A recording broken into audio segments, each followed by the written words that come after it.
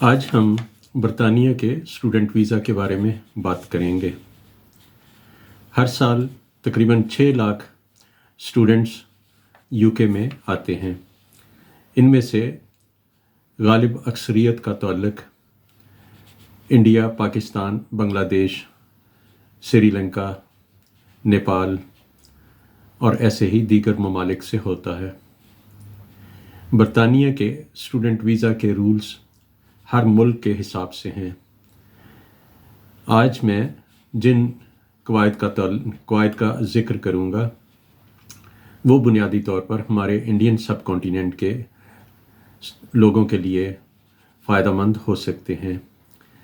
برطانیہ میں student visa کی کیا ریکوائرمنٹس ہیں ان کے بارے میں ہم ابھی بات کریں گے، لیکن اس سے پہلے ایک اپ ڈیٹ، اور وہ یہ کہ اس سال 1 جنوری سے پہلے برطانیہ میں اسٹوڈنٹس اپنے ساتھ اپنی بیوی یا سول پارٹنر یا اپنے بچوں کو لا سکتے تھے۔ تاہم 1 جنوری 2024 سے برطانیہ کے امیگریشن رولز تبدیل ہو گئے ہیں، اور اب اگر آپ پی ایچ ڈی کے کورس کے لیے آ رہے ہیں، یعنی ہائیسٹ ڈگری کے لیے آ رہے ہیں، پی ایچ ڈی اور ایکویولنٹ کے لیے، تو اس صورت میں تو آپ اپنے بیوی یا بچوں کو ساتھ لا سکتے ہیں، ورنہ آپ کے برطانیہ میں ایز اے اسٹوڈنٹ قیام کے دوران آپ اپنے بیوی اور بچوں کو نہیں لا سکتے۔ اس لیے اگر آپ کا ارادہ برطانیہ میں اسٹوڈنٹ ویزے پہ آنے کا ہے تو اس میں سب سے پہلے یہ کنسیڈر کر لیں کہ کیا آپ کی بیوی اور بچے اس سے متاثر ہوں گے یا نہیں۔ اگر آپ شادی شدہ نہیں ہیں، آپ کے بیوی اور بچے نہیں ہیں، تو اس صورت میں اس کنڈیشن کا اطلاق آپ کے اوپر نہیں ہوتا۔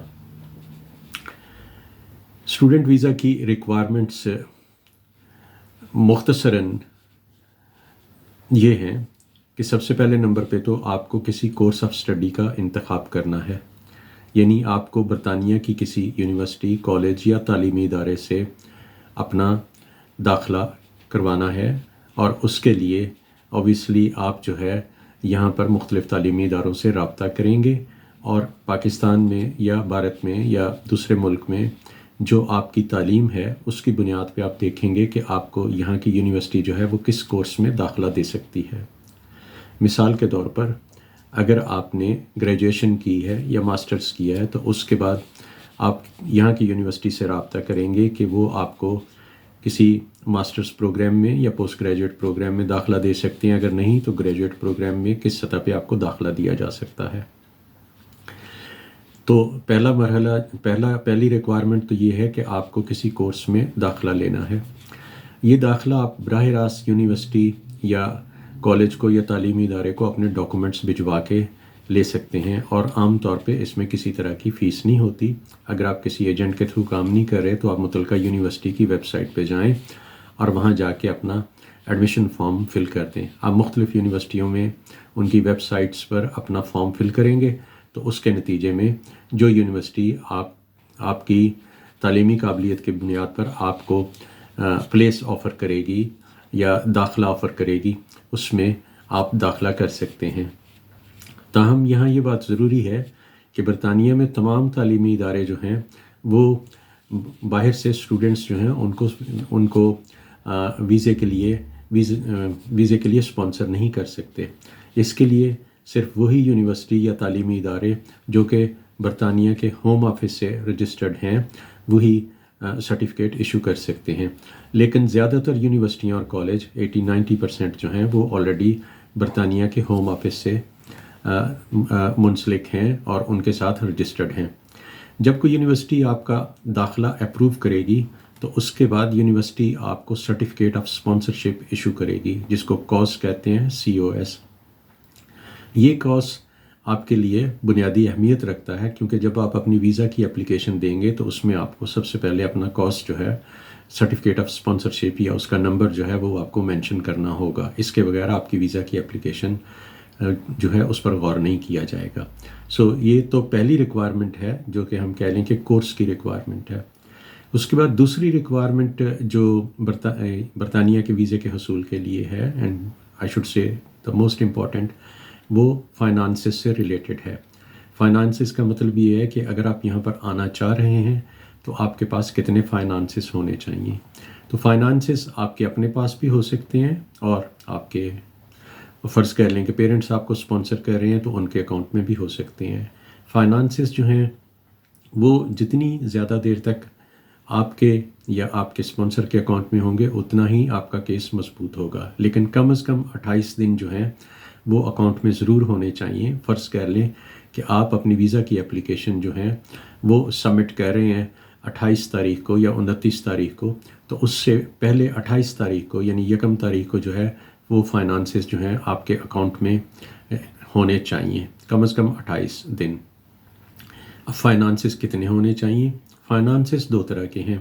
ایک تو ظاہر ہے کہ فائنانسز وہ ہیں جو کہ آپ نے اپنی ویزا اپلیکیشن کے لیے جو ہے ادا کرنے ہیں۔ جہاں تک آپ کی ویزا اپلیکیشن جب آپ سبمٹ کریں گے تو اس وقت جو ہے فیس جو ہے وہ 541 پاؤنڈس جو ہے وہ فیس ہے برطانیہ کے ویزے کو اپلائی کرنے کے لیے۔ 490 پاؤنڈس ہے اس وقت فیس جو ہے برطانیہ کا اسٹوڈنٹ ویزا اپلائی کرنے کے لیے۔ لیکن اس 490 پاؤنڈس کے علاوہ جو فیس یعنی آپ ویزا کے لیے اپلائی کریں گے، اس کے علاوہ آپ کو امیگریشن ہیلتھ سرچارج جو ہے وہ بھی پے کرنا ہوگا 1 سال کے لیے۔ یعنی آپ کا کورس جو ہے اس کی میعاد اگر 1 سال ہے تو آپ کو 1 سال کے لیے امیگریشن ہیلتھ سرچارج بھی اپنی ویزا اپلیکیشن فیس کے ساتھ جو ہے برٹش ہائی کمیشن یا برٹش ایمبیسی میں اپنی ویزا اپلیکیشن کے ساتھ جمع کروانا ہوگا۔ تو دوسرے لفظوں میں جو آپ کی اس وقت جو امیگریشن ہیلتھ سرچارج 1 سال کا ہے وہ 1035 پاؤنڈس ہے، 1035 پاؤنڈ ہے۔ یعنی دوسرے لفظوں میں آپ کو جو یہ والی اپلیکیشن کے وقت جو ہے آپ کے پاس فائنانسز ہونے چاہیے، آپ کو جو ہے 490 پاؤنڈ جمع 1035 پاؤنڈ جو ہے یہ آپ کو جمع کروانا ہوگا جب آپ اپلیکیشن سبمٹ کریں گے۔ لیکن اس کے علاوہ اپلیکیشن کے اندر آپ کو ثابت کرنا ہے کہ آپ کے پاس تقریباً 1 سال کے فائنانسز اور اپنی یونیورسٹی کی فیس ادا کرنے کے پیسے موجود ہیں۔ تو اس وقت جو ہے وہ فائنانسز کتنے ہونے چاہیے وہ ڈیپینڈ کرتے ہیں کہ آپ نے برطانیہ میں کس یونیورسٹی میں یا کس جگہ پہ یونیورسٹی ہے جس میں آپ نے داخلہ لیا ہے۔ اگر تو یونیورسٹی لندن میں ہے تو لندن کے کسی بھی ادارے میں داخلے کے لیے آپ کو جو ہے اپنی جو ہر مہینے کے خرچے کے حساب سے 1334 پاؤنڈ جو ہے وہ شو کرنے ہیں، اور کم از کم 9 مہینے تک کے آپ کو جو ہے وہ والی رقم شو کرنی ہے۔ تو آپ یہ سمجھ لیں کہ 12,006 پاؤنڈ بنیں گے۔ تو آپ کی اگر یونیورسٹی لندن میں ہے تو آپ کو اس میں اپنے فائنانسز شو کرنے ہیں جو کہ آپ کے اکاؤنٹ میں کم از کم 28 دن سے موجود ہوں، اور وہ فائنانسز جو ہیں 12,006 پاؤنڈس ہیں کم از کم۔ اور جو ہے اس کے علاوہ آپ کو یہ بھی شو کرنا ہے کہ یونیورسٹی کی فیس جو ہے وہ آپ ادا کرنے کی کیپیسٹی رکھتے ہیں کہ نہیں۔ تو یونیورسٹی کی جتنی بھی فیس ہوگی 1 سال کی وہ بھی آپ کو ان 12,000 پاؤنڈس کے علاوہ شو کرنی ہے۔ فرض کر لیں اب کہ یونیورسٹی کی فیس جو ہے یہاں کافی ہے، اور 10,000 اور 20,000 کے درمیان ہو سکتی ہے، اور 10,000 تو بہت ہی کم میں نے کہا، لیکن بہرحال کچھ ایسے انسٹیٹیوشنز ہوں گے، پرائیویٹ انسٹیٹیوشنز جو ہے جن کی فیسیں کم ہوں گی، لیکن عام طور پر جو ہے یونیورسٹی جو پبلک یونیورسٹیز ہیں یعنی جن کو ہم پاکستان میں کہتے ہیں سرکاری یونیورسٹیز، ان یونیورسٹی کی فیسیں جو ہیں وہ 15-20 ہزار پاؤنڈ سالانہ کے قریب ہیں 1 سال کے کورس کے لیے۔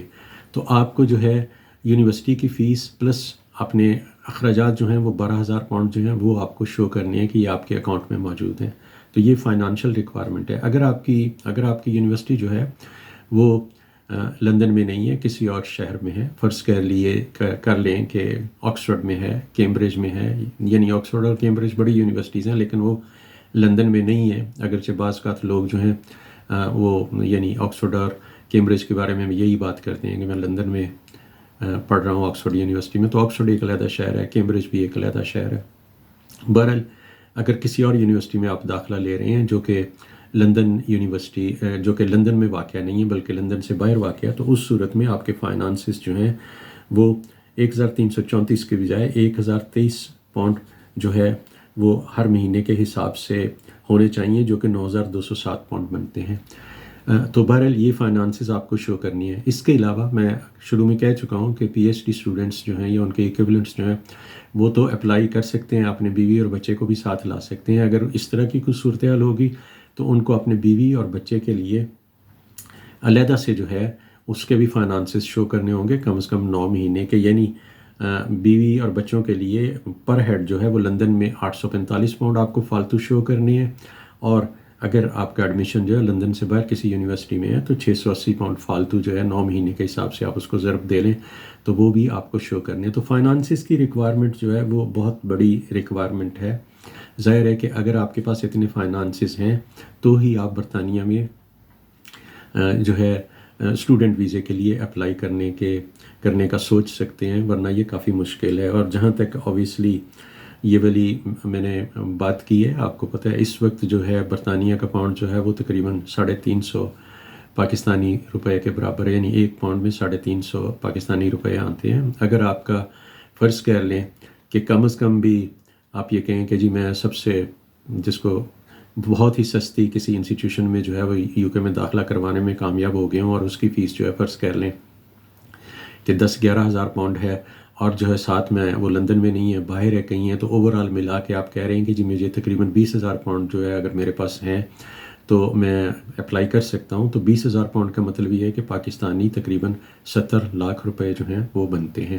اس سے کم اگر آپ کے پاس پیسے ہیں تو برطانیہ میں داخلے کو رول آؤٹ کر دیں، کیونکہ یہاں پر جو ہے آپ اپنا ٹائم ضائع، اس پروسیس میں آپ اپنا ٹائم ضائع کریں گے، آپ کے داخلہ ہونے کے امکانات کم ہیں. کیونکہ اگر تو آپ 70 لاکھ روپے یا اس سے زیادہ اپنے اکاؤنٹ میں شو کر سکتے ہیں، یا اپنے پیرنٹس کے اکاؤنٹ میں یا اپنے اسپانسر کے اکاؤنٹ میں شو کر سکتے ہیں، تو اس صورت میں تو آپ کا چانس ہو سکتا ہے، ورنہ آپ کی ویزا کی درخواست جو ہے وہ ریفیوز ہو جائے گی. تو میں نے یہ دوسری ریکوائرمنٹ جو ہے اس کا ذکر کیا ہے، جس کا مطلب جو یہ ہے کہ آپ کو یہاں آنے کے لیے جو ہے کتنے پیسے جو ہے کم از کم آپ کے پاس ہونے چاہیے. اگلی ریکوائرمنٹ جو ہے، اگر آپ نے پہلی 2 ریکوائرمنٹس پوری کر لی ہیں، یعنی آپ کسی یونیورسٹی میں یا کالج میں برطانیہ میں داخلہ لینے میں کامیاب ہو گئے ہیں اور آپ کے بینک اکاؤنٹ میں پیسے بھی جو ہیں وہ موجود ہیں جن کو آپ ایکسپلین کر سکتے ہیں، تو پھر تیسری باقی کی ریکوائرمنٹس ہیں وہ آسان ہو جاتی ہیں. بہرحال تیسری ریکوائرمنٹ ہے نالج آف انگلش.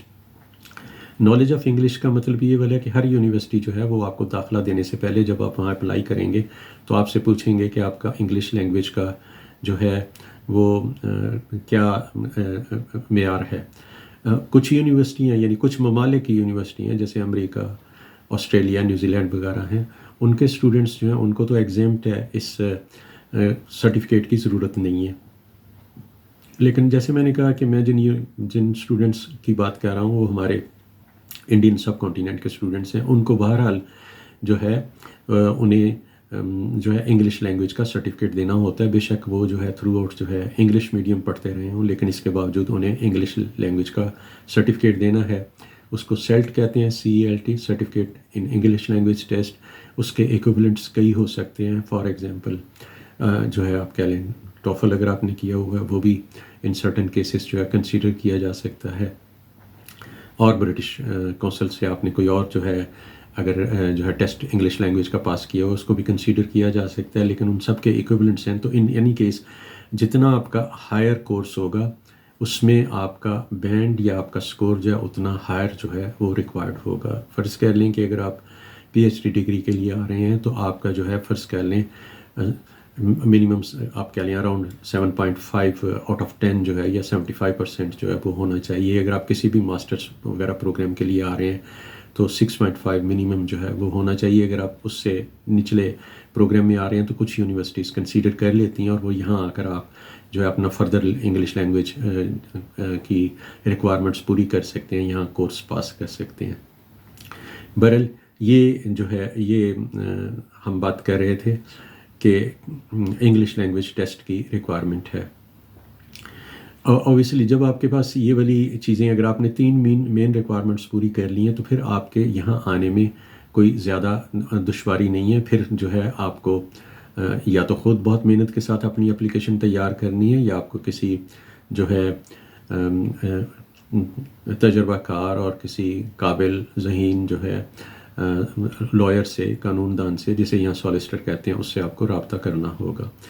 تو آپ کی اپلیکیشن ظاہر ہے کہ اگر آپ جو ہے پوری طرح آپ کی اپلیکیشن ٹھیک نہیں ہے، آپ کی اپلیکیشن جو ریجیکٹ ہوتی ہے تو خام خواہ آپ کی فیس بھی ضائع ہوگی. بہرحال یہ آپ کا فیصلہ، پہلے آپ اپنی ساری ریکوائرمنٹس جو ہیں پوری کریں.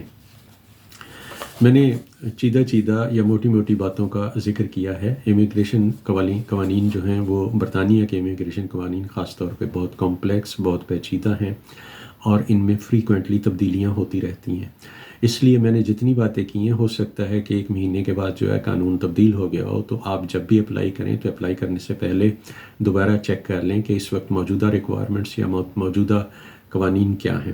میں نے جو باتیں کی ہیں ان کے بارے میں اگر آپ کا کسی طرح کا کوئی سوال ہے تو آپ یہ اپنے کمنٹس باکس میں اس کو پوسٹ کر سکتے ہیں، اور میں کوشش کروں گا کہ آئندہ کسی وقت آپ کے اس سوال کا جواب دے سکوں. میں نے زیادہ تفصیل میں جانے سے گریز کیا ہے، لیکن آپ کا بہت شکریہ، آپ نے اس ویڈیو کو دیکھا اور میری باتوں کو سنا. آخر میں آپ سے صرف یہ گزارش کہ آپ براہ کرم اس چینل کو سبسکرائب کریں اور اس ویڈیو کو اور بلکہ دوسری ویڈیوز کو بھی ان دوستوں کے ساتھ شیئر کریں جنہیں کہ اس میں دلچسپی ہے. خاص طور پہ یہ اس ویڈیو اسٹوڈنٹس کے لیے دلچسپی کا باعث ہو سکتی ہے، اس لیے جو بھی اسٹوڈنٹس باہر کسی ملک میں جانا چاہ رہے ہیں، خاص طور پہ برطانیہ میں آنا چاہ رہے ہیں، تو ان تک یہ ویڈیو ضرور پہنچائیں. آپ کا بہت زیادہ شکریہ. فی امان اللہ.